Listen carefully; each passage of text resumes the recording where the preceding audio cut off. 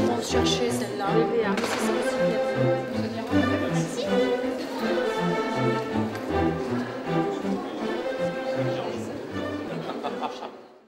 Alors cette thématique, c'est essentiellement finalement la prise en charge d'un patient dans un surpoids ou dans une obésité. Et l'idée étant d'introduire un petit peu de nuance dans sa composition corporelle, puisque c'est de ça dont il s'agit. C'est-à-dire qu'un patient, ce n'est pas seulement un poids sur une balance, mais un patient, il est fait d'eau, il est fait d'os, il est fait de muscles, il est fait de graisse. Et bien l'idée de cet appareil d'impédance multifréquence, c'est justement d'aller déterminer les différents compartiments du corps humain, à savoir l'eau, le muscle, la graisse et l'os. Et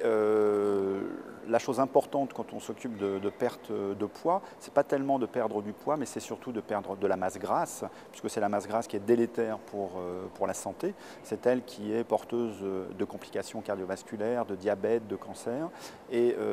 évidemment, c'est important de perdre du poids, mais il faut mincir sans maigrir, donc perdre de la masse grasse, sans perdre de la masse maigre, sans perdre de muscle, puisque c'est le muscle qui essentiellement contribue à la consommation des calories. Plus on est musclé, plus on consomme de calories. Donc l'idée étant de perdre de la masse grasse sans se priver de cette matière noble qui est la masse musculaire. Et ces appareils de multifréquence permettent justement de faire la part des choses et de mesurer, non pas de façon forcément très précise à la première consultation, même si au jour d'aujourd'hui on a un degré de précision tout à fait intéressant, mais c'est surtout d'avoir une précision dans le suivi de l'évolution du poids du patient, comment perd-il sa masse grasse, comment conserve-t-il sa masse maigre, et c'est d'un intérêt tout à fait pédagogique pour le patient, puisque,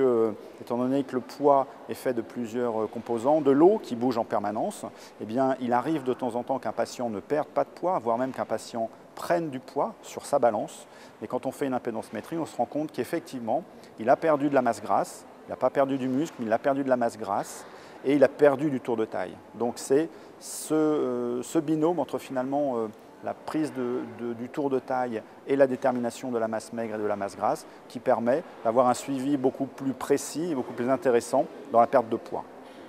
Oui, évidemment, l'activité physique est très importante, essentiellement dans le maintien de la masse maigre, dans le maintien de la masse musculaire. Il faut une activité régulière, mais aussi dans la perte de la masse grasse, puisqu'en fonction du niveau d'exercice physique, on va pouvoir plutôt privilégier la perte de la masse maigre dans des efforts plutôt modérés mais soutenus, et plutôt fabriquer de la masse